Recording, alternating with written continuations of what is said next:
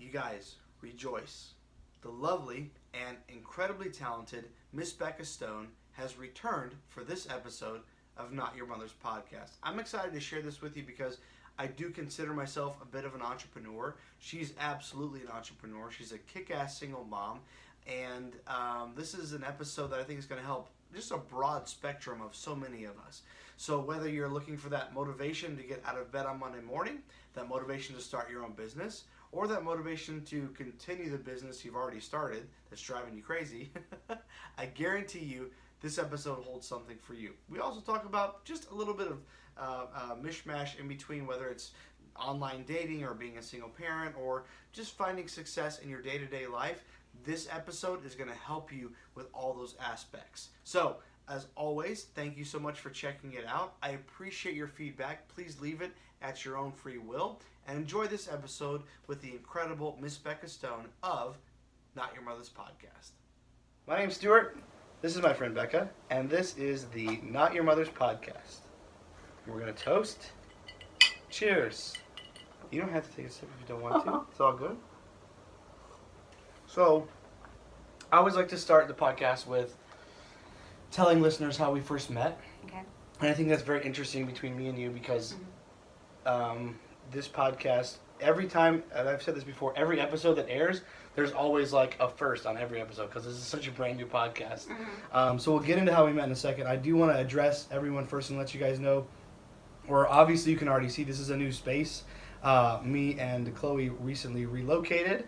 And so I'm actually going to be playing with a few different areas to film the podcast. So if you look at this setup and you say, because actually I'm looking at it right now, it actually looks crooked, which is great. So if you say, it looks crooked, it's terrible, I hate your movie posters, whatever. It would be fun if they voted on it. Like, yeah, what exactly. do you like better? Exactly. So feel free to shoot me a message or leave a comment and tell me how much you hate it or love it. That'd be great. I love feedback of any kind.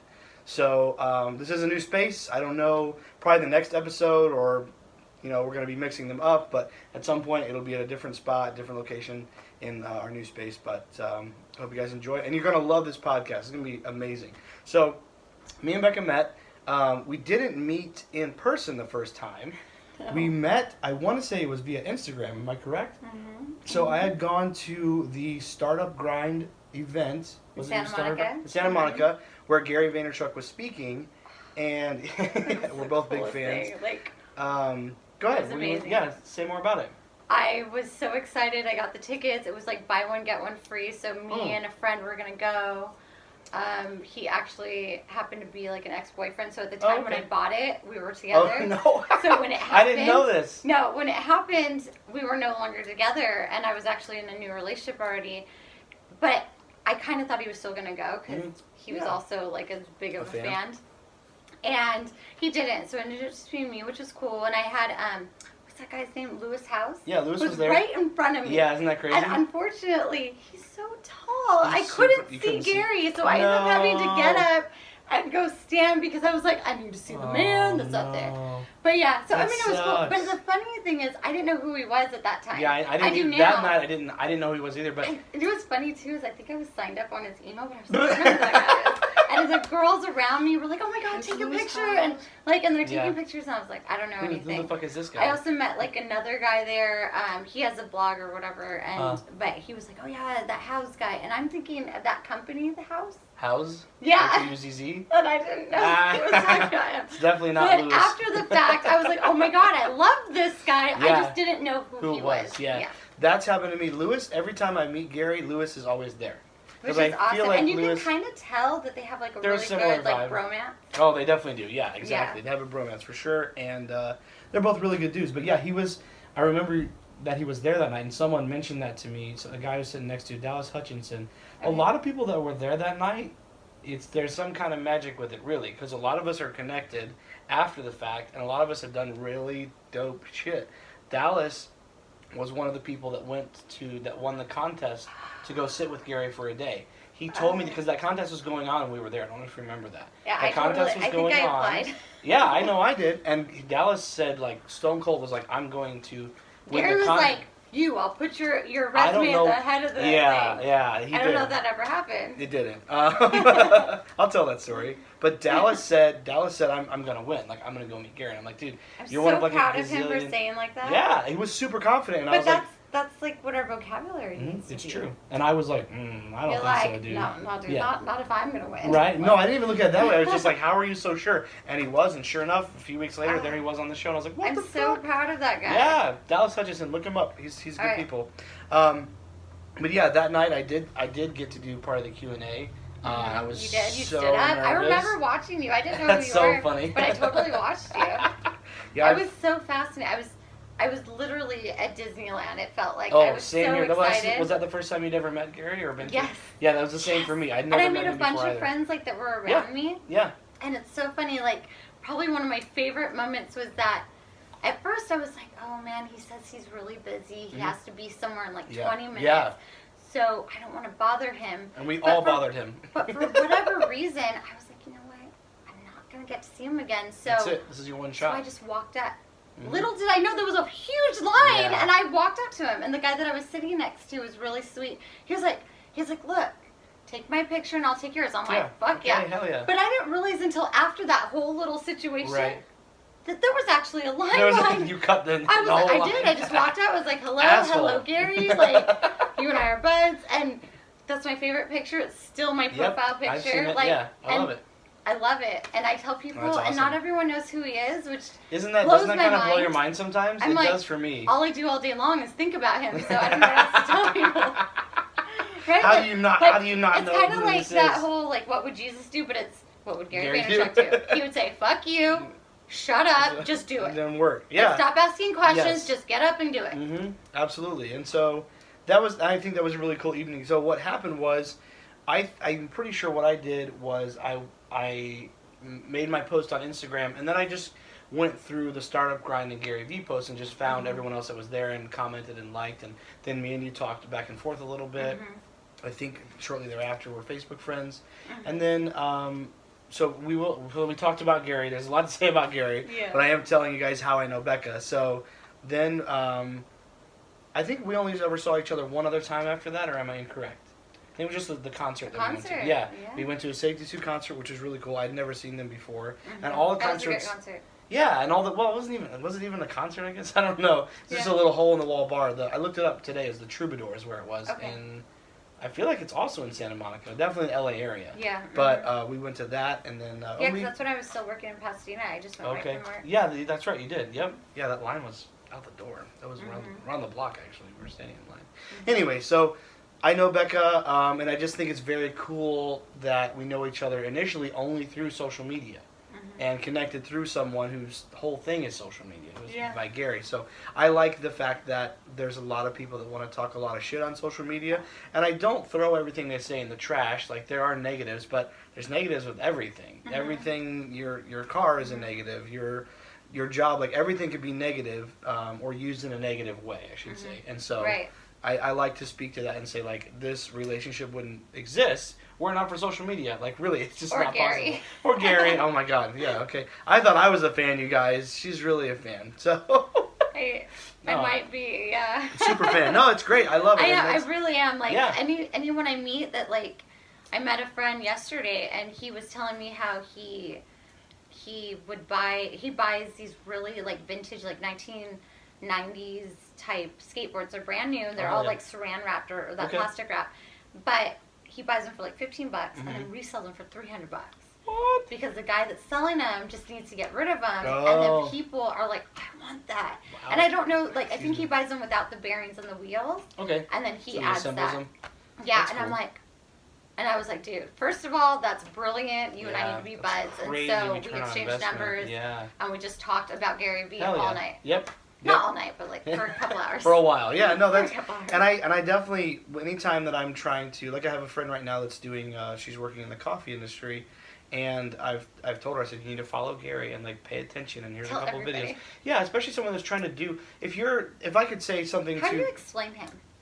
Because people ask him, like, oh my God, he does everything, and then I get so confused because I'm like, I don't know where to start. Where do you start? I can't think of it exactly, but there's definitely a video. Or it depends on what really, I gauge it by what a person's doing. Like, what are you trying to do? Are you trying to be in business, or are you just trying to, be more educated about the business? Or are you trying to build a business? It depends. But, like, and a lot of people are, that whole motivational vibe is very popular right now. So if that's what they're into, then I'll find a more motivational piece from him. But usually I introduce them to him via a YouTube video or two. I'll show them my picture with him, then that tells them I'm such a big deal. It's great. Yeah, of course. But everyone asked me, like, who's the guy in your photo? And I was are like, you guys together? Or? Oh my God, no, that is my idol. He is happily married with children, but I love that picture.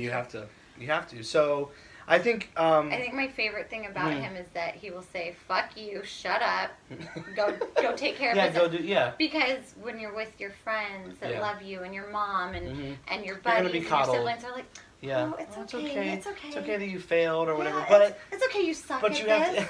But you have to like, shut the hell up. You have to weigh that out though, because like he does have that persona and attitude, but like it's very loving, but there are also times where you'll expect him to be really obtuse or rude to someone, and he just won't be. No. Like when I stood up and I said, he's just a very kind person. When I stood up and had that question, I stood up and I said, I remember very well, because I've watched, it's on YouTube.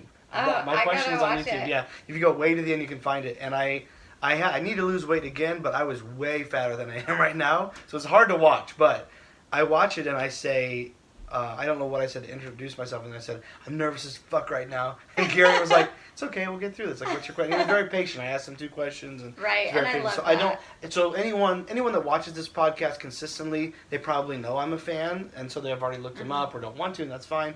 But I don't want them to get I don't want them to get the wrong impression that, like, he's just going to, like, you're going to look him up and be like, oh, this guy's an asshole. Like, no. He can come across that way. Right. But it's very, I think our society, one of our biggest problems, and we'll talk more about motivation later on, is that everyone wants to watch a motivational video, or, man, what can I do to get started? Or like, someone's going to be so sweet and kind and give you a trophy for showing up. Yeah, that. And then also, we get so, there's a million motivational videos on YouTube. Yeah. And you can get so engrossed in those that you never actually get anything done. Man, I'm super motivated. Well, what did you do? I read every book there is, and I watch every podcast, or listen to every podcast, I watch every video, and I read every book. But are you making money, and are you going to work? Because I'm too busy doing research. Consuming all this content. Right. So I think that is the truth that I'm hearing from you about Gary, is like, he pulls all that out and says, yeah, that's all cool and fine, but if you want to make money, or not just make money, just fucking survive in America, you've got to get off your ass and do the work. Like, do something. Yeah. And I think that I love that, because I feel like my personality, just like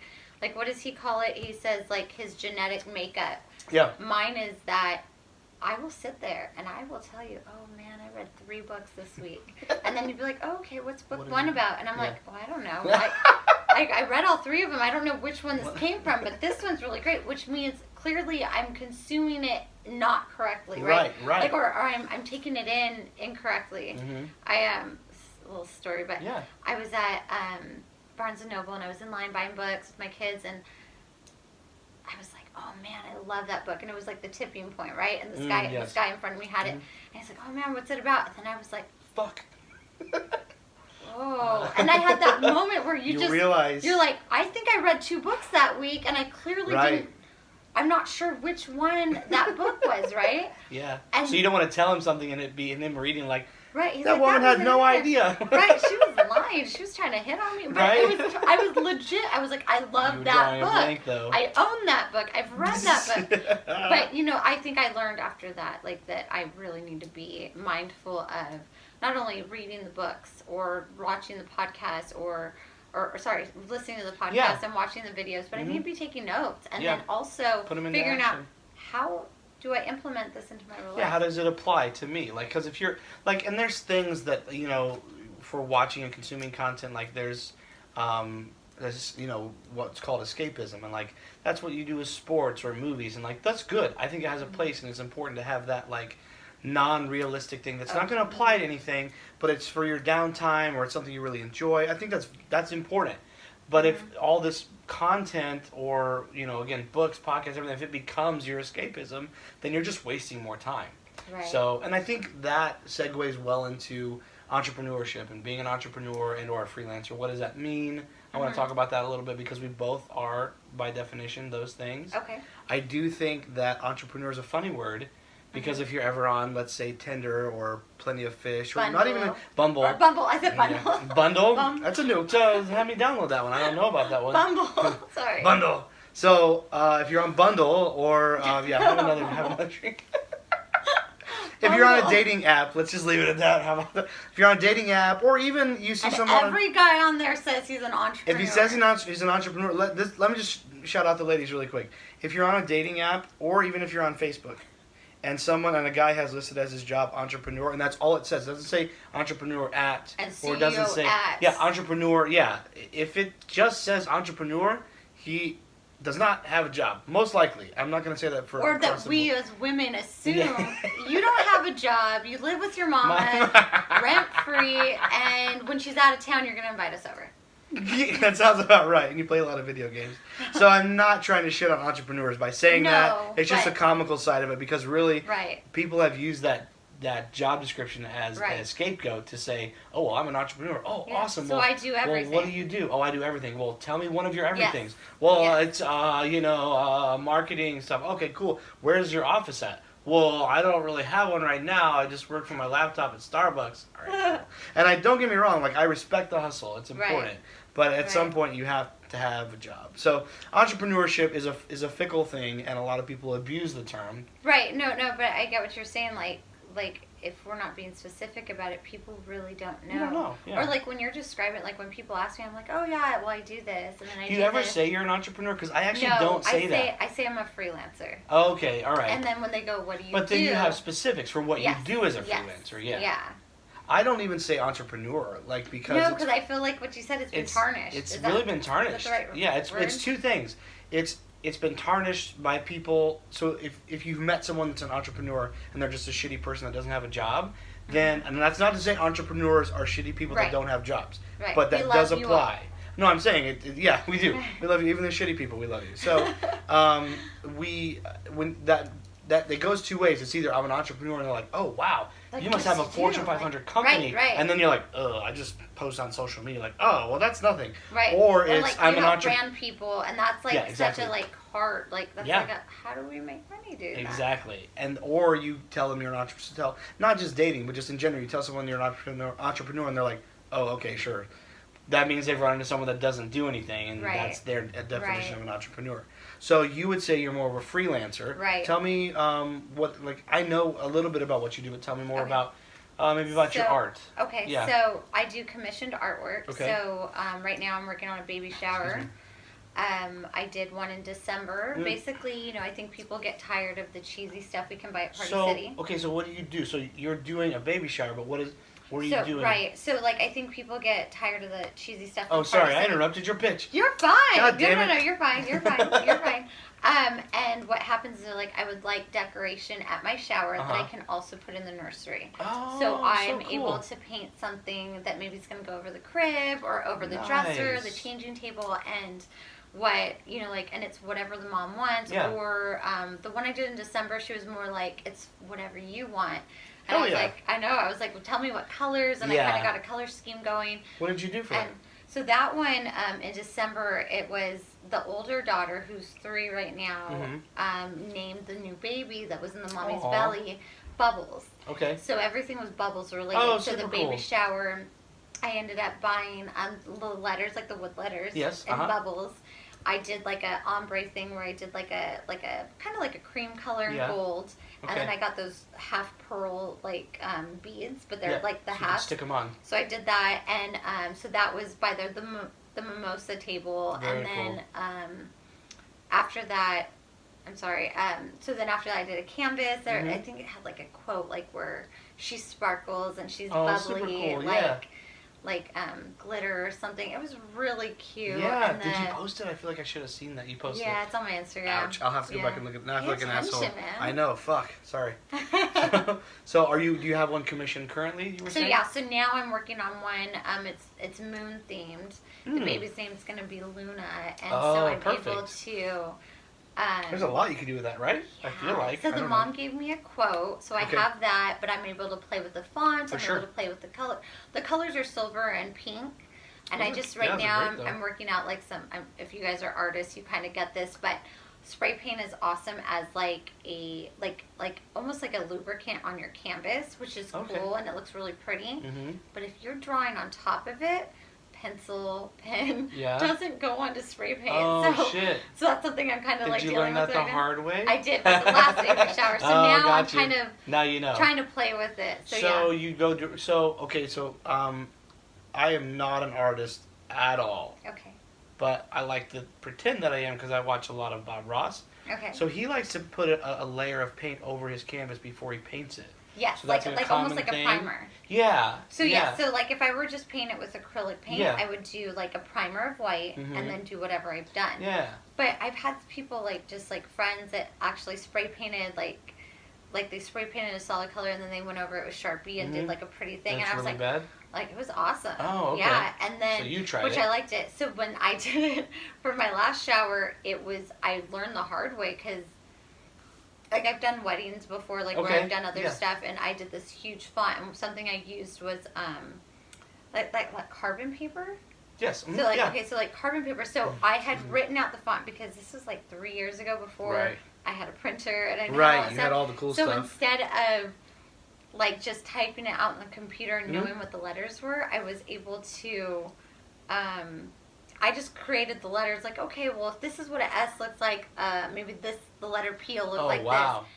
And we're back. I think you all, if you don't know this by now, if you were a guest on the podcast, means hopefully you watch the podcast still, but maybe not, I don't know. Maybe you had a bad experience. But if you were a guest or if you know me closely, that's not right. Know me closely. If you're a close friend, then you're aware that I filmed this on my cell phone, so I'm not hiding it at all. It is what it is. So what happened was, I don't know. I'm not out of storage on the thing, but it just was like, nope, I'm done recording for right now. So this podcast may be like a whole lot of, and we're back, and we're back, and we're back. We'll see how it goes. But anyways, we are back. We could just put sponsors in between that. There we go. Oh, see. Now I gotta start all. Hang on, I gotta start all over. Just kidding. So, so we're gonna move. We were talking about what Becka does as far as her artwork, which is amazing. Let's plug your Instagram because I know you put it on there. Is it? Mine. Becka Loves Stone. Becka Loves Stone, all one word. Yes. BeckaLovestone. Okay. Yes. She wasn't ready for that. Cut her off. No, I was not. But check her out, especially if you're in the local, what would we say, Long Beach, Los Angeles area. Check her out if you need, LA County area. Oh, wide swath there, okay? So, yeah, if you need any work done, like what she was talking about, by all means hit her up or hit me up and I'll get in touch with her for you. So we both have, I'd say, multiple jobs that we do just between being parents and then, side work and things like that. And so I want to talk about something that has held me back. I'm saying that it's held you back, but it's held me back many times. And I think it holds a lot of us back, and that is, there's two things. I didn't eat right before this podcast, but I feel like I did because it's all coming up. Fear and procrastination. And I'm terrible at... Yes, perfectionism. I think that's a word. I wrote it down, perfectionism. I think it's a word. So the three big things that I think for me, and if that's my perspective, but if it happens for you too, then maybe this can be a helpful conversation for you. But fear, the fear of course, of failure and the fear of, like, getting it wrong. I suck at this. Yeah, like, exactly. Or people think I look stupid. Like, exactly. How does this make me look? Yeah. Yeah, so those are big. And I don't want to come at those fears and say they're not valid, because they're very valid. You're a human. Yeah, you're a human, and if they weren't valid, you wouldn't have them.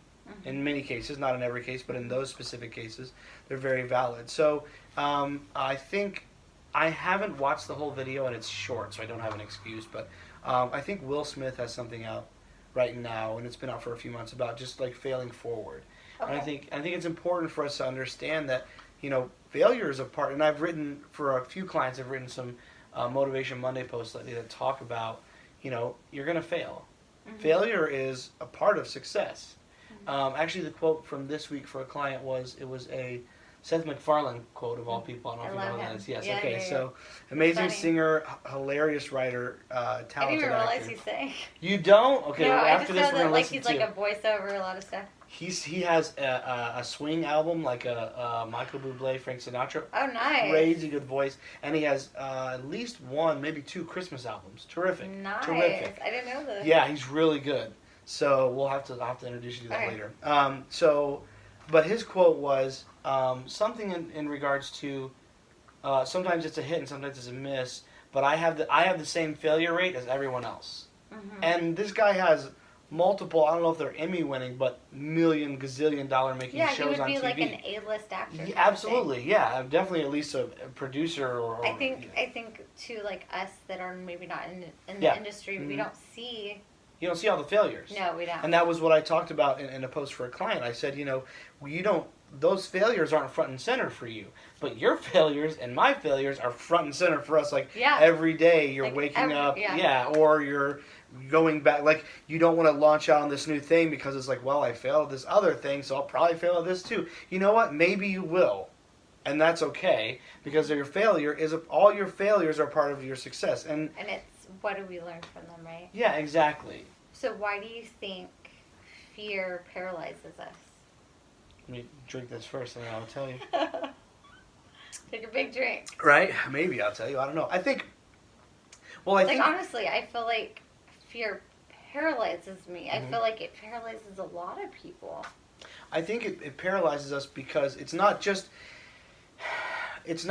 fear. It's fear of what? What are you afraid of? I'm afraid of this sucks. Yep. I'm not very good at this. Mm-hmm. People are making fun of me. Mm-hmm. I'm not bringing value right. to, I guess, my readers or my viewers. And I think that's historical fear is how I would categorize it. It's happened to you before, and it's happened to you before. Oh, yeah, and I'm not just saying you. That's a good way to say it. It's not just saying you, me too. It's happened to us before. And it's not just happened to us before, it's happened to us a lot. And in some instances, it's happened in what I would call a visceral manner, where it was just right in your face. Like, people were being rude, like you just said. Right. They were making fun of you or whatever. Yeah. Like, that is something that once it's happened to you... They're laughing at us instead of with us. With us, yeah. That'd be nice, right? To with us, not at us. But I think that's the reason that the fear cripples you is because this happened to you before. Mm-hmm. And it happened to you more than once. And it feels painful. And guess what? Your fears are fears that stem from failure. Generally, your failures outweigh your successes by volume. Mm-hmm. Meaning you've had more failure than you've had success. Mm-hmm. And I mean, you look at James Corden, he's a late night host. He's at the top, right? Mm-hmm. But there's a segment of his show. He has the accent? Yeah, he's a British fellow. Yeah, I know who he is. He does the carpool karaoke. That's exactly what I'm getting to. So carpool karaoke is just one of a gazillion ideas that he spitballed for bits on the show. Okay. Now, carpool karaoke went nuts. That's crazy viral. Right, it's hilarious. And it doesn't hurt that you get Beyonce in your car and Adele in your car. Like, that's definitely yeah. It helps that you have these A-list singers, but the fact is that could have tanked as well, and a lot of other ideas did tank and aren't funny. Mm-hmm. So I think it's important when it comes to defining that fear.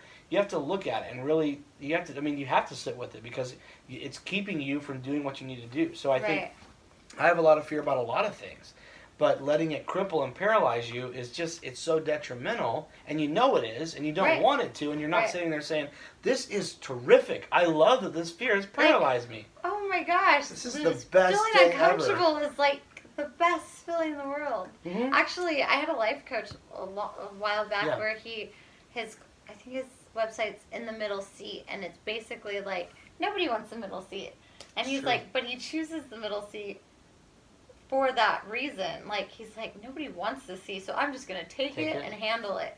And I think it was like a really good way to I guess, like, for his that's a good visualization business. Yeah, it's a great visualization. And I think a lot of the end or the window. Exactly. And I think a lot of our fear, and you're already saying it, I want to word it a different way or speak more to it. Our fear is a fear of discomfort. Mm-hmm. Because what we know, and I've been in situations, I won't go into detail on all of them, but I've been in situations before for years where I thought, this isn't comfortable and I don't like it, but the unknown, I don't know. Is that going to be more uncomfortable? Is it going to be worse? What is it? Sometimes it feels safer to stay with what you know. Yeah. No, to stay with what you know. Like, it's kind of like why we stay at jobs that aren't fulfilling us, because we're like, but what if I go somewhere else and I don't like it? Exactly. Or, exactly. you know. Yeah. And that's definitely what I want to speak to as far as we're afraid of some sort of discomfort. And I understand that. I identify with that because I've been there, whether it's work or relationships or what have you. Like, there's a fear of that discomfort. And even though where you're at right now is very uncomfortable, you don't want to look at that and say, but I'm not happy here. Nah, it's okay. I'll be fine. It's another day. It's another situation. It's another instance. It's another whatever. Today out, tomorrow will be better. There you go. Exactly. So, the fear that paralyzes us comes from a past of failures. But if you look at your past, and I don't think I can say this for everyone across the board, but I would be surprised to find that there's anyone that can look at their past and say it's all failures. Or it's not all perfect. Right, either or. That's a good point. I like the other side of that coin. So you can't look at your past. I'm a rock star and everything in my life has been so easy and perfect. Yeah, and people that are at the top, we don't want to believe them because we're like, well, you got $1 gazillion. You can say whatever you want. Right. But people that are I think that's like something really important for us to do is like, we only see where they're successful. Mm-hmm. We didn't see where they started in the 90s or like I was watching an old show recently and I'm like, is this where she got her start? On the shitty because show? Because now she's like an A-list actor. She's a big deal. And I'm like, I didn't know she was on this like old show. Mm-hmm. Yeah. But like I think that like I guess I don't know, like I feel like it's easy for us to compare. Like it's so easy for us to compare ourselves to these people that are successful. Yep. And we always lose. Yeah. We always lose because we know everything about us and we don't know. You don't know their negatives. You don't know about their DUIs and all their failed businesses or like just and bad things that happened to them. Yeah, just terrible circumstances. Mm-hmm. Yeah, sorry, DUIs was a little strong. Huh? So, but very specific. Yeah, I know. You must be thinking about someone in particular. No. But I get what you're saying as far as the fear that cripples us, the fear that paralyzes us, and again, I think it's because we're fixated on failure instead of saying, yeah, I failed a lot, but I also had some successes. So I'm going to just go try this thing. And if it sucks, it sucks. Mm. But you got to get out and try. You got to get out and do. There's like a Albert Einstein quote where it's like he learned like 100 ways not, or 1,000 ways. Edison. Sorry. That's okay. Yes, Same shit, different day. How he learned 1,000 ways not to make electricity, right? Yeah. Mm-hmm. Yeah. Sorry. No. That's fine. It's good. There you go. You failed. Oh, whatever. It doesn't matter. It doesn't. My quote is wrong. No. But like, it's a great quote, and it actually, I'm glad you mentioned it because it crossed my mind earlier, and then we got on a different subject, or maybe the phone died. I don't know, and that's what stopped me. But yeah, it's there's all these ways to not be successful, but they are ways to be successful because you build on these failure. There's a success, great. But the other thing I think to be careful of, because I don't think that I've achieved a great amount of successes, but when I find a success, it's easy for those of you that aren't in that place where it's like, I'm crippled by fear or failure is killing me, but you finally found some success in this lane. Nothing wrong with staying in that lane. Okay, but there is something wrong with getting too comfortable and letting yourself plateau. Because if you stay here, or like we get excited, but then we're thinking, but it's not as good as this guy's. Totally, yeah, it's easy. Again, then that's another thing. It's easy to look at someone else's success, like you said earlier, compare yourself to someone else or something else, and that is damaging to you. There was something I can't remember who was the guest, but on the Unmistakable Creative, one of my favorite podcasts. Okay. He was interviewing someone, and I'll look it up so you can do it in your show notes. But basically, she said, like, because we're really good at maybe one thing, we overlook it as something that we have to give to the world. Right. Because it's so easy to us. So it must not be that good. Big a deal. It must not be, like, something that we can thrive in because it's so easy to us. And I was like, that's your gift, though. Like, that's such a powerful thing because, right? Like, I mean, I'm sure I have many different things that I do as a freelancer, and I'm really good at certain things. Right. And it is easy to overlook it where I'm like, but that's nothing. Like, you know what I mean? Like, that's not really harsh for me. And so it's easy for us to disregard it or almost discredit it. I guess that's a better word. Absolutely. Like, throw it to the side because I'm good at it, so it must not be that big a deal. It must not be that big. Everyone's probably good at this. And everyone can draw. Everyone can paint. By the way, we can't. Let me just make that statement right now. I've tried. It's terrible. You should see. I'm sure it's amazing. Oh, it's not. My kid has drawings over here that are way better. So I think that's another thing to talk about then, because that's something that we've heard Gary talk about. And he talks about going all in on your strengths. Mm-hmm. So like it's easy for us, like you're saying, to get caught up in, well, yeah, I'm good at this, but it must not be that big a deal. No, that's a huge deal. You're good at it. Keep doing that thing. Like, stay after it. Perfect it. Work harder at it. So there's that's kind of like trying to find that balance of, I'm good at this thing and I want to perfect it, but there's all these other things that I want to try. Nothing wrong with trying those other things.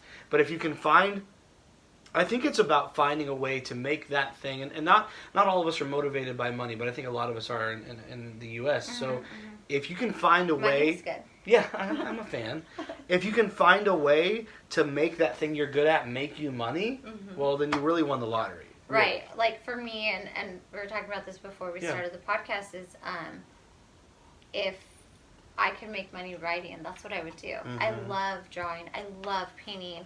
But I spend so much time on these paintings that they should be $100,000. Right. Who's going to pay me $100,000 for these paintings? But I spend so long, so many hours, perfecting it. And sometimes I'll do it, and it's done. And I'm like, I hate it. And I will start over. No, yes. Consistently. And I've been commissioned to do it. So I don't get paid to make it a second time. I feel like... But I've done that. You did a Star Wars one. I remember this was a while ago. I still have that. It's funny that you mentioned that. So my nephew... It was before he saw the Star Wars, and this was 2 years ago in December. This was a while ago, yeah. Yeah, and he was like, Kylo Ren, he's my favorite. Yes, I remember. So he made me paint this thing, which is great, and I'm so thankful because that's kind of how I got started with my art. Like, actually, like, getting paid for it is that my niece and nephew were like, hey, I want a princess, and I want this quote, and that's all I want. Like, or I want a pirate, and I want this on it, and, like, I want him to have a hook, and... So I would just do that. That's awesome. He wanted me to paint Kylo Ren. And so I was doing it. And, I mean, like, this painting was really great. I know, I saw it. It was getting really good. And then all of a sudden, he sees the movie. And he comes home. And I'm at his house. He's like, Kylo Ren. And he's in tears. Like, no, don't get me wrong. Like, he was a manly boy. Yes. He but was it broke his heart. What happened? He killed Han Solo, and Spoiler alert! Sorry, but it's been if they haven't seen it yet. You had to have seen it, and if you haven't, go watch it right now because I'm very upset about it. My nephew was really upset about it. So now he didn't want the painting anymore. So then he didn't want it. This was 2 years ago, but I shit you not. About a month ago, I was at his house, and he's like, "Are you ever gonna finish that?" Asshole. I was like, two years ago, you made me stop. I just stopped. Wow. But so I am gonna finish it. I do kind of like there's a. And I wanted to sorry to. No, you're fine. No. But I was thinking like when I was starting the painting, I was like I had already seen the movie, so I knew he was a bad guy, and I was thinking like. Am I sure? I'll just finish this, and then I'll also do a Han Solo, so he gets both of them on his wall. There you go. Yeah, that's a good idea. But isn't there a style of artwork where it is unfinished, kind of? I don't know. I've seen stuff like that. There's a guy named, you might be friends with him on Facebook too, his name Blake Jameson. Yes, he does the spray painting stuff. Yes, he's really good. I like him. Yeah, he's I don't so know good. if he was at that thing, but that's how I got connected with him, was through that Startup Grind event. Really? For sure. Oh, he must have been there. I think he was there. Oh, I'm so jealous. I didn't know that. I didn't know that either. Yeah, but I remember my connection with him happened not long after that. Do you know Amanda Cerny? No. Okay, so Amanda Cerny, she's like really big on Instagram. She probably started on Vine. She's also like, she does a lot of stuff with Katya. I'm saying her name wrong. I don't know her last name. But she did the awesome, like, it was Elsa versus Snow White. Oh, wow. Like rapping duel on YouTube is phenomenal. Super cool. Yeah, I've never seen it. You have to watch it. Your daughter will love it. I'm sure she will. It's great. But he was doing that's how I found him, is that on her Instagram Live, he was doing a thing, and I was like, okay. I love this because Blake's great. I love, like, I was telling you this earlier today, is I would love to learn, I think I was telling you, I would love to learn I would love to learn to paint where it looks like I'm painting like you can't tell if it's a photograph or if it's a painting. Yeah. And so that's a skill I have to teach myself because I'm not traditionally trained, which means I take a little bit longer. So you're self-taught. I'm self-taught. That's super awesome. I love that shit. I think another thing that holds us back, and we'll move along to the next one, which you mentioned it before, but being a perfectionist, and we talked about this before the podcast, I think I didn't think of it this way until you framed it, and I was like, yeah, you know what? You're right, because you said, well, we were talking about the podcast, and you were asking me about the editing process, and no, it was you were asking me about having a guest on that's remote, that's not here, and I was like, oh, well, I want it to be just right or whatever, and I have been bugged by a lot of people, rightfully so, to have a guest on that, you know, that's, hey, I want to be on the podcast, like, oh, I'd love to have you, or where are you? Well, I'm in South Dakota, like, well, you can't come on yet, because I got to figure out how to do remote, having someone remote. And you said, it doesn't have to be perfect. And I said, no, it does. I'm a perfectionist. And you weren't mean about it. You didn't say it this way. But really, it's a cop-out. It is. And, in and many like, ways. I think, like, we were talking that... If you're a perfectionist who has yet to, like, do anything, it's absolutely a cop-out. Yes, absolutely. And actually, like, I think we use it as an excuse. Like, I'm a perfectionist, so it's just not right. And basically what we're saying is, if I don't finish this painting, if I don't then finish... I never have to do anything else. This frame of writing that I'm doing, if I don't finish this book, then I can't fail. Then I don't suck at that's writing. A good point, yeah. I don't suck at painting. I don't suck at drawing because I haven't finished it. So it's still up there. Well, let me tell you, I have 500,000 paintings and writings and everything that I have actually... Well, I haven't failed at them because I haven't finished them, which is absolute bullshit. And as a parent, we need to know that our children are going to become us. Right. So every time we choose, it's cool. I haven't failed at it. Yeah. Our kid's going to do the same thing, and we are going to be frustrated. We're not going to be able to get through them because they didn't see us actually go over that hump. And, you know, like and win or lose. Yeah, we're going up the mountain, and we're teaching them, like, we're going to stay right here. Not quite top out. We're just going to stay right here. Right here. We haven't failed. We're just going to hold on. We're fine. Which is bullshit. Like, we want our kids to exceed us. We want our children to be so much more successful than we are. Hell yeah, I do. And we want them to know that we believe in them. But how our words are not what they see, it's what we're doing. It's how we're framing things, how our vocabulary is, and that is so important, and that's kind of like what keeps me going, is that I have to remember, like, my kid's going to be 15 in a week. My youngest daughter is going to be 13. That's my baby. Yeah. And, you know, they are already molded into these people that are going to be grown-ups in 5 years. My youngest one, my oldest one's going to be a grown-up in 3. Yeah. I'm like, what? What do I do when you're 18? Beats me. So, but I like that. You know, being a perfectionist is, and you could almost say that is its own. Being a perfectionist, if you let it, and I'm not trying to throw that out completely. Like, I'm saying, like, you can be a perfectionist and still get work done. Yes. But if your claim is I'm a perfectionist, so I just can't get anything done, then you're not a perfectionist. You're more of a procrastinator, and really, you're failing. And if you're not finishing it, you're failing and you're staying stuck, and you're choosing to be there. That's a form of failure. And that's where accountability comes in. Like your friends, your family, your sister, your brother. Hey, I need you to hold me accountable. Right. Tomorrow, I want to run 3 miles. Right. So check in on me and make sure I did it. And if I didn't, check in on me again, like in the afternoon. Right. That's good. Yeah, and whether it's, you know, athleticism or whether it's finishing a project, whatever it is, like, I've definitely found myself in places where, you know, I realized, you know, I'm not getting this done on time. Like, I'm consistently behind, and that's actually a state that I've found myself in a lot lately, where I'll go throughout the day and I'll do other things, or I'll be like, you know what? You're avoiding I need a vacuum. I can wait. Like, I'm a bachelor. There's not that much shit to vacuum. So, like, there's other things that I put in the way. Like, I won't make a list, like an actual list. This is a confession right now. This Jameson's going right through my head or something. I don't know. But, like, I won't make a list, but, like, I'll realize, Stuart, you're doing 5 or 10 things. You're going to get to 10 p.m. tonight, and guess what? That thing that you really don't want to do, you still have to do it. It's still due tomorrow. It's not helping you to do all these other things. You can get them done, yes, but they're not time sensitive. So I've definitely found myself in that. So I want to speak to that so people understand that I'm not just trying to shit on you guys. I'm saying I'm a part of that crowd from time to time, and it's frustrating. It's very frustrating. And, like, as I'm talking through it right now, I don't really have a great solution for, like, here's how you get through it, or here's how you make it better. It's just you have to do the thing You just have to do it. So I think, like, for me, like, the best way that I found to get through stuff like that is, and again, I still have a problem with it. I still am a victim of procrastination, all that, is that, and I was telling you earlier, when I don't remember how old I was, maybe 25, 27, somewhere around there, I was in a group called the Inner Circle with Sensiphy, Jacob Sokol. If you don't know who he is, look him up. It's Sensiphy. It's SENPH. Why? Why? Okay. I was like, oh crap, I can't spell. .com. It is a made-up word. He took like one word and another word and put them together. Basically, a few years back, he was. I was still working in Pasadena. He had this inner circle, and every week it would be a phone call. So a live phone call. Cool. Where everyone was actually on their phone. Nice. And listening.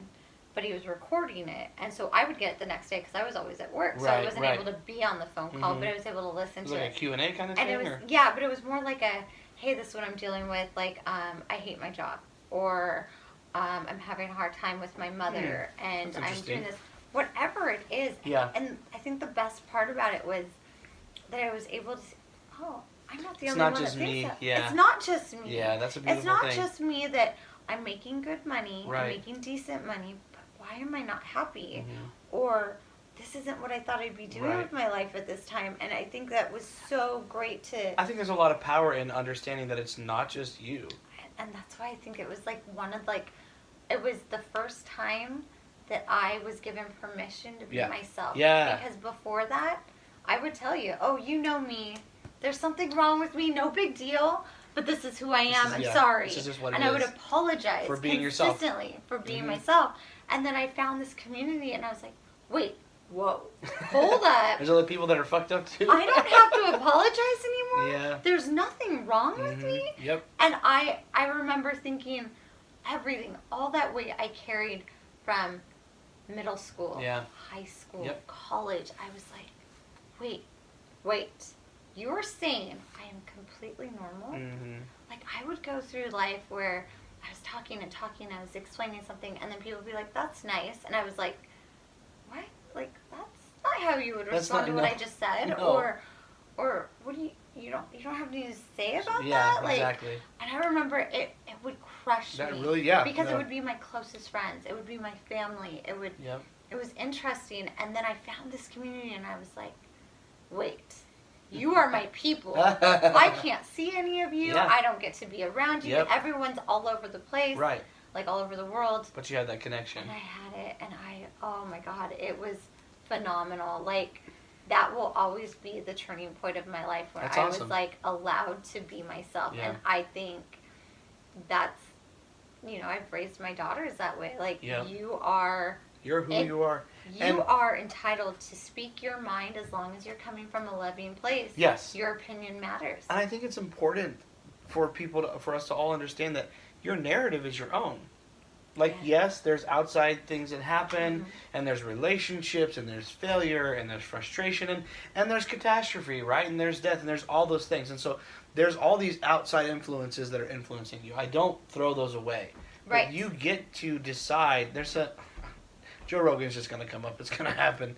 So he has a little bit about being the hero of your own story, and I love it because that's really what you are. Tell me, because I'm not familiar. And we all look at, I'm trying to think of someone. I mean, John Wayne is who I think of, but like the riding off into the sunset kind of character, the Brad Pitt or the John Wayne or the whoever, and they're just this, even Dwayne Johnson, whoever it is, like looking at this person and saying, like, that's what I want to be. And then setting this goal for yourself. Or not even setting the goal, just thinking, well, I'll never be that. Like, I'm going to follow exactly what he did so I could be like him. And that doesn't work. That doesn't work because that's not your life. I don't know. I think it's a book. I don't know if it's called The Hero's Journey. Okay, but I think it is. Yes, that sounds familiar. But there's a book where you actually start to learn, like, the hero's journey is your own journey. If it is somebody else's journey, that's not yours. It's not yours. You can't replicate what someone else did. Like, I would love to be where Dwayne Johnson is, but I'm not going to get in a WWE ring. That's just a terrible idea for me. It's not going to work out.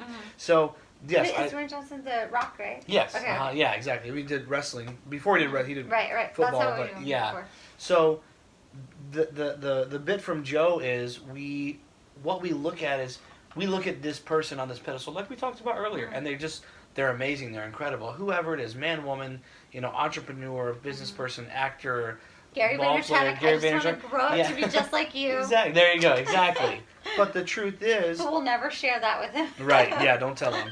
There's a guy. So I'll go back to Joe. But there's a guy that I really respected a lot growing up, playing basketball. I grew up playing a lot of basketball. His name is Allen Iverson. And I respected him because he's super short and he was hustled like a motherfucker. I'm just I was very impressed by his spirit, not just his talent. And he had a quote, and other people have quoted probably before him, but everyone knows who Michael Jordan is, and people knew who Kobe Bryant was.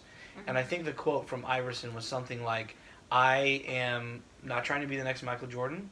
I'm not trying to be the next Kobe Bryant. I'm trying to be Allen Iverson. And you have to understand that you are you. Right. And you're unique, and you're fucking amazing. And the only thing we can do is be better, Becka, today than I was yesterday. Exactly. Better Stuart today. That transitions well to what Joe had said in his, and I'm just ripping off his content, but he had said, like... Or you're referencing it. Yeah, that sounds so much better. Maybe I will edit that part. I'm referencing Joe's content here, but Joe says, like, we look at these people and how amazing they are, and we don't see all their failures and shortcomings, and then we look at ourselves, and we think, I did that thing when I was drunk, or I sent that text that I shouldn't have, or I was addicted to that person I shouldn't have been, and instead or I worded it incorrectly, and I hope that they know that I meant it in a positive way, and then not you in a negative stress way. About that. Yeah. And so you look at all these negatives and you let them pile up, but the beautiful thing about the end of that quote from Joe is, you're not those things. You're Becka, who's sitting right here, right now. That's it. Like, you're here in this moment. That's you. That's everything. You're not, and me, I'm Stuart. I'm here right now. What I'm doing. I'm not my past mistakes and my past failures and all the things I did in the past that I'm ashamed of, because there's plenty of them. I'm not those things. I'm a person who can do better, who can do different, who can do amazing things. But we so often like to fixate on our failures and the things that we don't like about ourselves. And it's why? Well, because number one, it's easy. And number two, you think about the negative. It's almost comfortable. It's like familiar. It's easy to just wallow in that shit. And you think about negativity and how it affects our lives, or how we allow it to affect our lives. If you go to a restaurant and you have a poor experience, you're going to leave a bad review. Even if it wasn't that bad, you're going to leave a bad review. If you go to a restaurant and you have a great experience and the food's delicious and the wait staff is terrific and the live music is amazing, you might leave a good review. Maybe. But that's how we are as humanity. We fixate on the negative, and we do that to ourselves. And so as we continue to fixate on the negative, we just drive ourselves further and further down, where we could be saying, yeah, you know what, I fucked up or I did that wrong, but now I get to move forward, and now it's a new day. Someone could call this lame, I don't care. I grew up on Anne of Green Gables. I loved that movie as a child. I still like it. Yeah, you don't know what it is, and that's okay. But I've heard it. I've heard like Rebecca's Sunnybrook Farm. But Yes, I don't know if yeah. I think there's some similarities there. I don't know, but she has a quote, and I don't know it exactly, but she says something to the effect of, "Every day is a new day. It's brand new with no mistakes in it." And I can't say that's true across the board, because you could make a mistake yesterday that will definitely affect you tomorrow. No, but it's a good way to look at life. Like, I get to start over. It's a new chance. Like, I woke up today and I get to do something different. Yes. Yeah. And I think these are all things, what we're talking through, or they're all things that hold us back. And there's things that we all want to do, and we're all capable of doing, but we allow those negative things that we did 10 years ago and 10 minutes ago to hold us back. And we've got to stop. No. You had actually written something lately that I saw, or that you read to me, that I want you to read for our viewers, because it's really good. So she's a very talented writer, and that's something that she's going to, in the future, and in the past she's done, but she's going to, that's kind of something that she really wants to do, and she's really good at it. I do. And she's... And it's, I think it's a lot of fear. It's a lot of, am I good enough? What are people going to think of this? And, like... How will people judge you for like, does this make sense? And is this really valuable to people? And I think that, I've written a lot of stuff, and back to the whole failure thing, maybe those stories I've written, the fictional stuff, I haven't finished them, which means I haven't failed. Yeah, there you go. Which is, the biggest thing, because you're like, okay, but I also haven't grown. Right. And I also haven't, if I write and post something today, I'm going to get some negative feedback because that's just what people do. And then I'm going to learn, maybe I was a little bit too aggressive in that, or too judgmental, or that kind of stuff. But like what we were talking about, or what he's talking about, is I wrote this to a friend years ago, actually, and I happen to have it in my text messages. Read it slowly. No, you don't have to read this instantly. Read it slowly when you do, because this is really. I need you to copy and send this to me later, because this is really good, you guys. Really.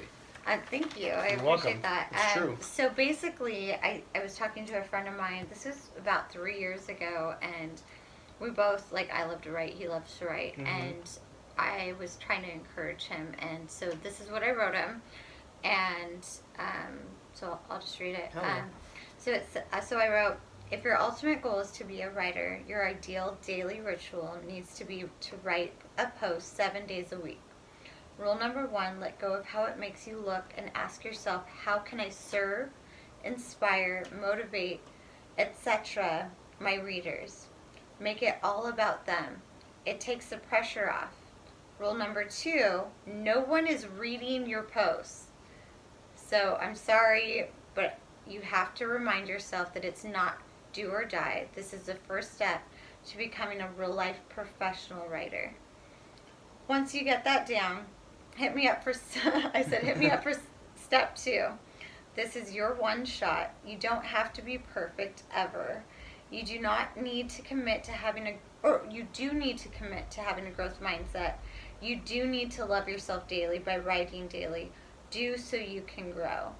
And then I was teasing him after, and I was like, my first post on my website will be why I can't take my own advice. And it's not that I can't, it's just that I'm clearly not. I like right at the end, there's a lot there that's really good that I want to break down, but I think one of the biggest takeaway, and I'm glad that you wrote it last, is do so you can grow. Yeah. You can't grow past where you are right now. You can't get better. You can't do more unless you do. Right. You have to do. You're so right. And it's crazy because, we're like, man, I'm in the same place I was last year. This doesn't feel good. And it's because you were playing it safe. I do want to say this, because this is something I've experienced in my own life and in business. There are times where you will grow unknowingly. It will happen.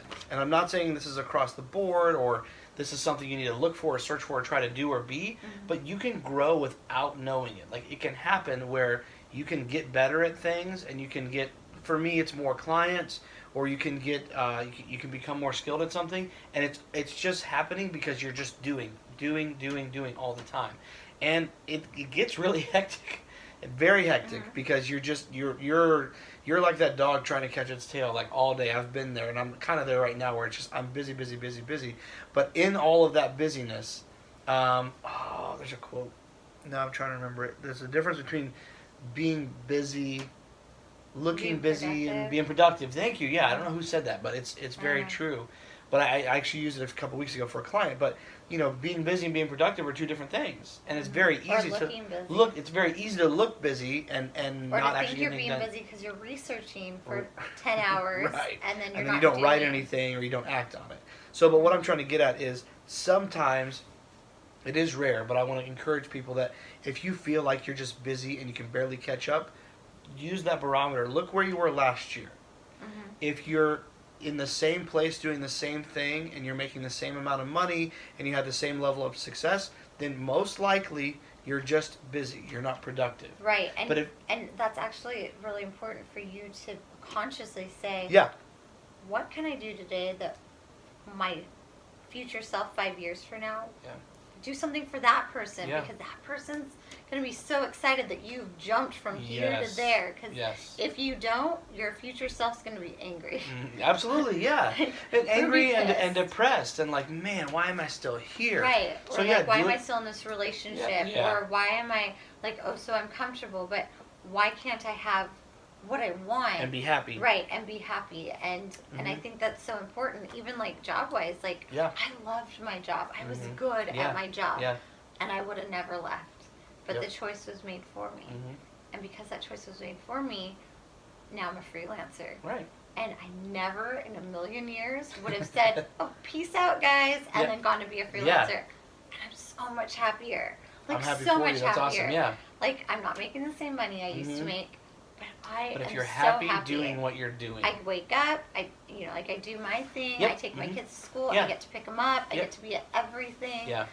And I would have never thought that. I would have thought, oh, well, I have to be at work. This is just how it is. Yeah, cookie cutter life. And my kids, they've been in private school since they were 3. That's awesome. I literally was the parent that dropped them off at 6:30 and picked them up at 6. Yep. I have no idea what other parents do when they're there. Yeah. No idea. You can volunteer in class. How do you do that? Don't you have a job? Right? Like lazy ass. Like what the? Like must be nice. But honestly, like and that's like a horrible way to look at it, but I didn't have that. That's your perspective, I didn't have that. Yeah. And now that I do, I'm like so thankful. I get to be Booster Club co-president. Yeah. And I'm like, wait, that's a thing? Like I get to do that? You can actually do that shit. Yeah. Like I'm the person that's available. Like, right. Oh yeah, I can do that. Yeah. Like whatever you need, I got it. Yeah. And I love that I have that, and I never would have left that job. Yeah, no, I wouldn't. You were gonna stay there. And I would have stayed, and I would have still made the same thing I was making 2 years ago. You know, like commuting 3 hours a day. It was a nightmare. I remember that. And I remember talking about that. I couldn't see it in the beginning, like, oh, like. You never can. Like that. What is that? Like a blessing in disguise. Yes, like, I was exactly. Like seriously, I was like, fuck that. Like this is not a blessing. This is a nightmare. We talked about it when you were going through it. I recall. And it was a nightmare. Yeah. And now I'm like, wait, we're still alive. We're still eating. We're still getting new stuff. Okay. We're still being productive. My kids are still progressing, and I'm like, oh, there's a right, this is not a nightmare. This is great. And too, like, and I'm offered jobs now, and I'm like, it's not that. It's just more like it's not worth the commute. Yeah.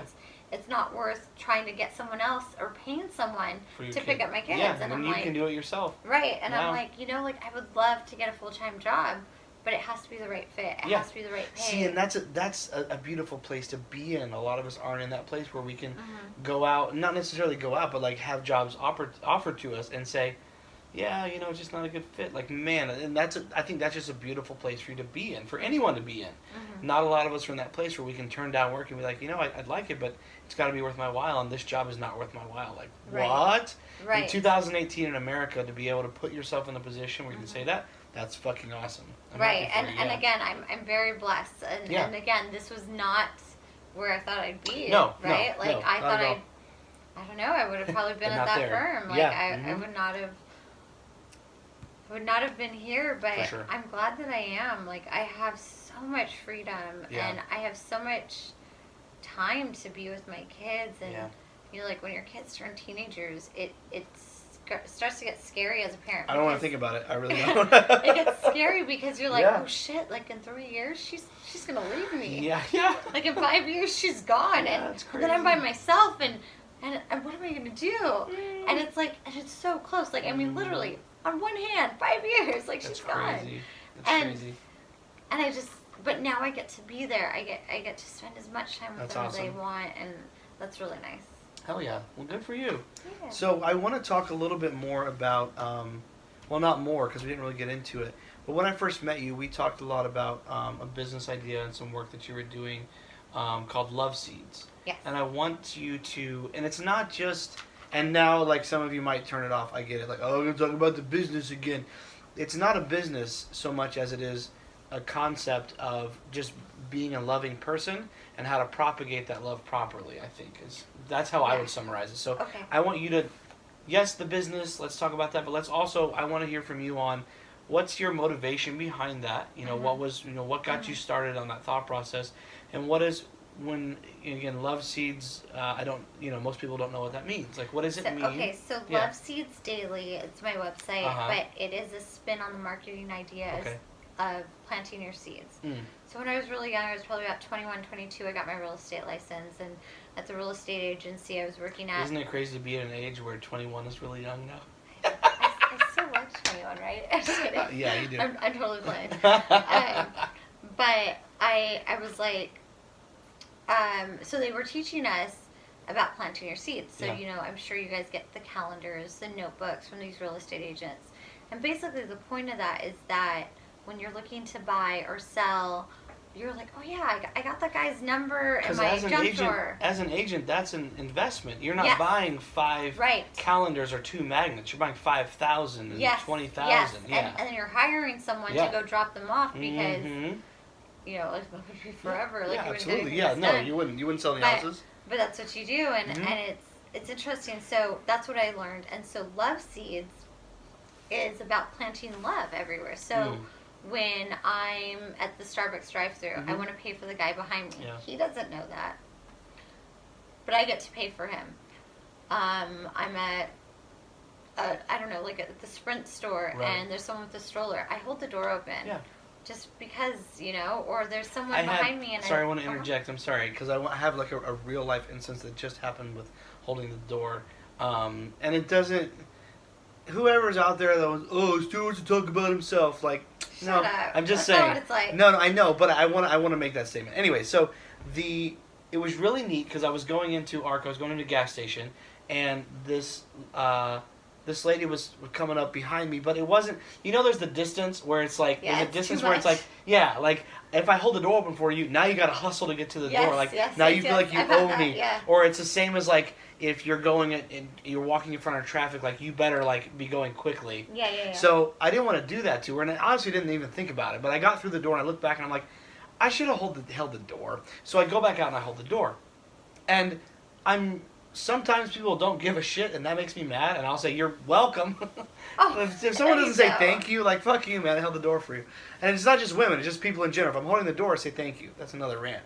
But I held the door for her, and she wasn't just thanking me. She was, like, very appreciative, and she was, you know, I don't know how to describe her, but she was just another person, another human being. I held the door for her, and she was super, super thankful. And I'm like, well, thank you so much. I'm used to, hey, thanks, or thank you, or nothing, and keep walking. It means a lot to her. Yeah, that's and so I was, nice. well, what? And she explained it to me, though, because she said, hey, thanks so much. I'm like, yeah, it's no problem. I just held the door. She's like, no, you don't understand. That really means a lot. And I was like, okay, well, you're welcome. Like, I'm used to people not even saying anything. Right. So for you to just say thank you is great. Mm-hmm. She said, no, you really don't get it. I just came from, I don't know where she said she was coming from, but I just came from a place I was going into, and a guy, like, literally slammed the door in my face, like an asshole. Aww. And she said, you just balanced the universe. And I was like, well, fuck yeah. I was very proud of myself, but it was just a nice, and too, real life. You don't do it for that. You do it just because you're a nice person. Well, thank you, but, like, you do it because, I don't know, I have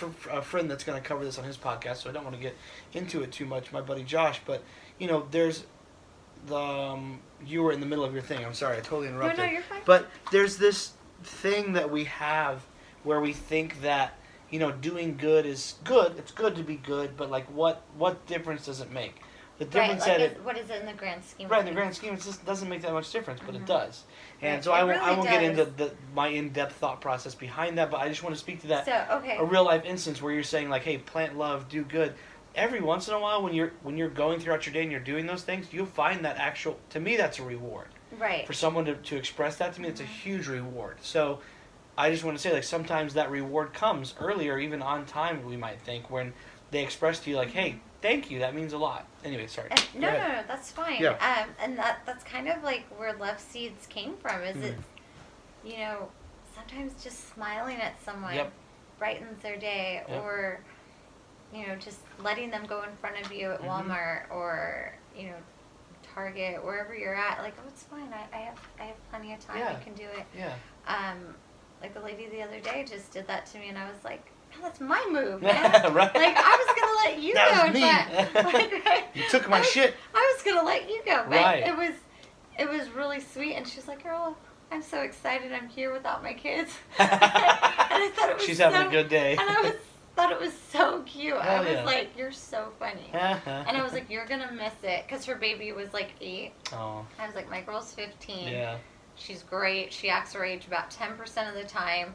So 90% of the time, like, my mind is blown. Yeah. And she's like, oh, girl, I have 32-year-old. I was like, whoa. Oh, so shit. So you totally know what I'm talking about. You know both about. ends of the spectrum. So she does. And I just remember thinking, like, she's like, but I'm enjoying this moment. Right. Because I'm about to go home. And I was like, that's it's not really going to be the cute. same. And it's funny because, like, if you really, like, and your baby is actually 3. But she just turned 4 a little while ago. But yeah. So she's little. Yeah, very little. Remember, not 15. No, I remember when my girls were little, I was like, oh my God, thank God she can tie her shoes. Thank God she can change her clothes. And then all of a sudden I was like, wait, whoa. They can do everything now. They don't need me. Yeah. And that doesn't feel good. I don't want to think about that at all. As much as I think it's so important for us to be like, I am raising grown women. Right. To be confident, independent. That needs to be there. That thought process needs to be there. I'm sad because they don't need me and they're only 15 and 13. Oh. Right? Like, if she's hungry, she can cook. Yep, she's good. If she needs to buy something at the store, she's like, just drop me off. I got it. And I'm like, you don't want me to stay with you? Or so you're going to go to Knox Berry Farm, but you don't want me to go? Oh, cool. And on one hand, I'm like, cool, no big deal. But inside, I'm like crying. You're just dying inside. I'm like, last year, you wanted to go with me. And now you don't give a fuck. No, now you want to go with your friends. But that's the thing is, it's kind of like, that's, I don't know, that's important though. Sorry, I got off track. No, totally fine. Going back to Love Seeds. Yeah. I guess like what I'm really focused on right now at this moment is self-love. It's really easy for everyone, parents, single parents, or married parents to think just go and just wear themselves out, like forget to shower, forget to eat, forget to do whatever it is because they're so busy taking care of the parent or the kids and stuff. It's like the thing on the airplane. So when you're on the airplane, they're like, oh, like if we have hit turbulence and these masks drop down, you want to put on yourself first. When I was 25, I was going to Hawaii with my little babies. They were like 3 and 5, and I was like, fuck you. I'm putting it on my daughter first. Take care of my kid. What the hell is wrong with you? Why would I ever put it on myself first? Now that I'm older, I understand. But 25, I was like, you're crazy. My kid is getting it. Absolutely. And now I get it because it's, if I don't put it on me, then I'm not going to get it on them because I'm going to pass out before I get it on them. And would you say that speaks to a larger, yes, as a parent, that's an easy thing to understand at some point.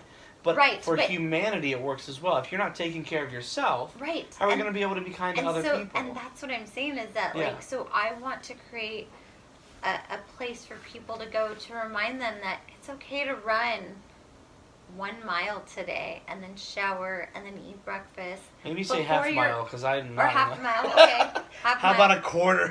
Whatever you got to do. Yeah. It's okay to do that all before your babies are woken up. Okay. And then make them breakfast. Yeah. And it's important that we have these fundamentals every day because it's kind of like I think it's a no matter what list, right? Yeah. So I learned that from, we actually talked about this earlier, but Jacob Sokol with Sense of Feed. Okay, yeah. He created this thing where he was like my no matter what list, my fundamentals every day, and it was so important because it was like, you're right, like I will have a good day as long as I get these 5 things done. Right. And I think that we forget. And he's the only person, everyone's positive. Yeah. Everyone's like, girl, you got this, which is great. Yeah, that's awesome. But I need someone to actually... specific method. Be specific. How can I get this today? Right. Well, I think... What can I do today to make me feel like I've accomplished something? And I think that's the problem with the whole... We're going to talk about... Well, we're going to wrap up here in a little bit, but we're going to talk about the whole motivation thing. I think there's a lot of motivational speakers, and I'm not trying to shit on anyone, but people like... And they're all great. They're great, but people like Tony Robbins and Grant Cardone, guys like that, they're good at what they do, but it's macro. It's on the higher level. It's like, this higher kind of like... I need to know what's going to get me out of bed today. Yeah, I need to know, like you said, the 5 things. I can't get out of bed. What is it that I need to be thinking, telling myself to get out of bed? And the problem I have with a lot of motivational guys, I'm not saying it's Tony and Grant, but in some cases it is that they'll give you the big speech and the exciting stuff, and then the micro stuff they want to sell you. And that's bullshit as far as I'm concerned. So what's interesting? Yeah. There's a guy, what's his name? I think it's Jim Bunch. Okay. He used to work for Tony Robbins. Okay. And he, for years, I want to say 10, 15 years, and he's like, I saw these people. They were at Tony Robbins for a whole week, 2 weeks, whatever, and they were all excited and they were going to Right. change their lives. Yeah. And you check in with them a month later, they did nothing. Yep. So Jim Bunch started this thing like where it was your environment. So your apartment, Yeah. your car, Yeah. your office. You gotta change Making that. sure all of that was changed, because there with Tony Robbins, you're on top of the world. Right. It's the atmosphere. And where I'm at, the hotel, like, this Yeah. is great. And it was phenomenal when I found That's him. a good concept, because then when you go I think home, it's called like the ultimate game of life. But Okay. Jim Bunch, like, look him up. I will. So, but then when you go home, then you're Back to where you you're started. reminded of your failures or how it's been and everything, and instead of making that change, then you go back to how it was before. So I think that's a good thing to talk about, as far as, or to bring up at least, as far as motivation, and the fact that, like, it is about self-love, and it is about I think those things play a role, like the motivational videos and music that helps you, but like you said, like finding something or a few things on the micro level that get you out of bed, that get you to do your job, Get you to get dressed, shower. Yeah. And a motivational video is not going to help you take a shower. Some people don't struggle with that. Right. Yeah. And some people don't struggle with that. But Yeah, and that's fine. Good for them. Like, I've had times where I'm like, yeah, really, like, I'm not going to get out of bed today. No, it's not happening. And that's sad, and that's like a whole, like, I guess it's a whole other story, but yeah, but like, some of it's us relevant. find ourselves in that, Mhm. and what is it that I need to tell myself that's going to be like, Yep. oh yeah, let's just go do it. It's not Yeah. a big deal. Just get it done. But sometimes we're in a place where it feels like so hard. Yeah, and then I think it's the vulnerability. That's whiskey's taking a toll. The vulnerability in what you're saying is super powerful for everyone that's going to see this to hear, because it's important. It's very important to address that and to say, yeah, I've had days where I'm not getting out of bed today. It's not happening, and finding a way. Or like we work so hard during the week that we do God, nothing on the weekends. The weekend, that happens to me all the time. And And I have shit so to do on the bad. weekends. Yeah, we it's have terrible. tons of stuff to do. Yeah. But we're like, I'm going to do nothing. Yeah, and that happens to me by default. Like, I'll tell myself, I got these 10 blogs to write, and I have this copy to do, and I'm going to do it all this weekend. And then I get to Sunday night, I'm like, I didn't do anything, and it wasn't even a conscious decision, though. It was more of, I just didn't do it. Like, my brain is so tired from running all week that I don't want to do anything else. So, boy, that's some good stuff. But I do want to kind of wrap it up and bring it to a point of, I think that what I've come into is, listening. Yeah, no, we'll talk about everything else we're going to talk about. Okay. Yeah, no, that's going to be. We are going to talk about that. We're going to talk about that. We're. I don't know how long this lady can do a podcast for, but we might have a couple different segments. So I think the other thing we're going to bring up on another segment, but what works for you and what works for me and what works for you is not all the same thing. No. So No, I think you have to pick those 5 fundamentals you have on your own. you have to find them. It's not so. I mean, yes, you have to pick them, but you have to find them first. But you have to, try it out for a week. Yeah, okay, that didn't help me. Right. So try it out next week. So Let's change it. trial. And I'm trying to bring it to that practical, which is what we needed. Bring it to that practical place. Like, finding what works for you is a fucking process. It's not this. Oh, I found this video and I watch it every day. And there's no and it right always or works. wrong. No. It is what works for you individually. Exactly. Because that's not going to work for me. I've mentioned this before. Actually, when I was a pastor, I talked about this. Assistant pastor. I found, and I actually, now that I'm saying this, I'm like, damn it, Stuart, you need to start doing this again. But I found little motivators. So it wasn't something big, it wasn't something crazy, but I would pick out things and say, okay, it's October, and going home for Christmas is not a little thing, but I go home to see my family every year at Christmas. So that's a motivator. So in November or October, I can say, man, in 2 months I get to go home, and I'm excited. Or it could be a little thing. It could be, I haven't used this in a while. I need to get back to it. But, I look forward to Fridays, not because it's payday or the end of the work week, because I work on the weekends too. Fridays, you get new music. So Spotify, if you use Spotify or whatever you use, Spotify has a playlist that plays through new music from the artists that you follow, or just new music in general. I look forward to Fridays for that. Nice. And I'm not saying I'm not trying to be up on my high horse about the fact that I work over the weekend. It's just, that's not a big deal. New music dropping is not that big a deal. But finding something... But that's something that means motivates something me. to you. Yeah, it means something to me and it motivates me. That's exciting. Yeah, so finding those little things, they don't have to be big. It can be For me, when I was a lot fatter, it was food. I was like, man, I'm going to eat some pizza tonight, or a hamburger, or whatever. Like, finding things, I'm not saying that you should do that, but finding things to look forward to, even if it's something throughout your day. And that's not getting off the clock. That's when so-and-so gets to work and, they're just a happy person and you're excited to see them. Like Gary V's Make Monday Your Bitch. Exactly, make Monday your bitch. Exactly. Whatever it is. And for some of us, like, there was a time I went through, I'm sure I mentioned them before, there's a company that makes motivational videos. They're called Mulligan Brothers. Have you ever heard of them? Mm-mm. Oh, they're amazing. They do great. Yeah. What they do is they take movies and commercials, real high-def stuff, and then they put, here we go, Tony Robbins or like Gary V or whatever behind it. And they're talking, and it's like really great orchestral music. So those three elements, high-def video, really good orchestral scores, and then someone motivational. Sometimes they even use like T.D. Jakes and Joel Osteen sometimes. Okay. But it's very motivational. So there was a video for me when I was really trying to lose the weight. There was a video called Make a Decision, and I don't even know who the guy was that narrated it, but man, the movie bits that they put in it, and it's only 3 minutes long.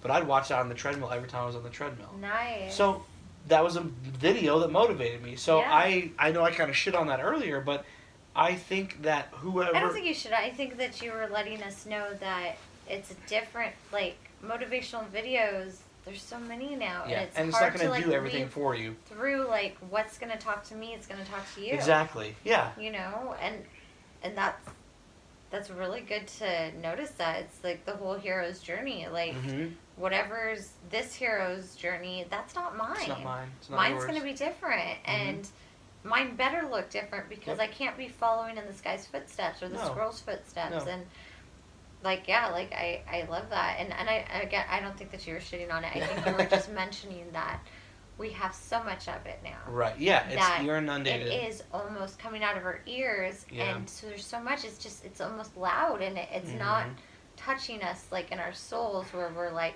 oh, wait. Just stop everything. Yeah. I'm going to get off my ass and go do this thing now. Well, it's kind of like, I don't know, this is a weird comparison because I watch lots of violent movies, but it's kind of like violence in movies and even on the internet.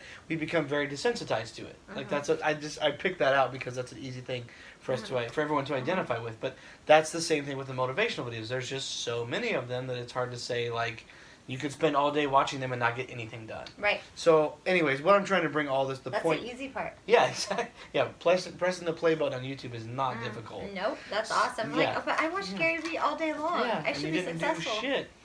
So, I guess the point I want to bring it to is, we can sit here and tell you, the watcher, the listener, that you can find motivation and that you can do it and you can be better and you can go harder and be amazing, but that's on you. And finding the motivation to get to that point, while we don't want to, I'm more than willing. If you were to message me and say, hey dude, I just don't know where to start, let's talk. I'll help you find out where to start, but I got to get to know you first. And you know who knows you better than I know you or anyone else does? You do. And so finding that motivation and figuring out what makes it work, that's something that you got to do like you said, you got to do some trial and error, and you got to figure out, what it is. You have to be honest with yourself, vulnerable with yourself. Remind yourself that if you're going to journal, nobody is going to read it unless you share it with them. And that's how you're going to figure out what you need today or tomorrow or this week or to get through whatever situation you're in. And I think we've thrown a couple things, micro things at you, whether it's motivational videos or I said finding something to look forward to. Your kids can motivate. There's a lot of things that can motivate you. So there's nothing wrong with trying a bunch of different things, even if it seems strange or weird. There are going to be things that are going to motivate you, and you're going to be like, what is wrong with me? It's okay. Are you motivated? Is it harmful to you or someone else? No. Then do it. Then allow it to motivate you. So I guess we're going to wrap this episode up and just say, myself and Becca both, and say more if you want, but finding your motivation is not an overnight thing. Getting off your ass and getting the work done is really what it comes down to. But the more that you judge yourself, and the more that you, what's the word I'm looking for? Not micromanage, but the more that you just like look through yourself through that lens of negativity. And say, man, I suck and I can't do it. And it's the whole comparing yourself. Like, if you compare yourself to Gary Vaynerchuk or just, someone that's at the top, whoever it is. Whoever that is, you are always going to come off bad. You're going to come up short. You know everything about yourself. Yeah. And you don't know everything about him. No. You don't know about his failures. Yeah. Like, he'll probably tell us about it, but we just see the big stuff. Yeah, you see the glitz cool and the stuff.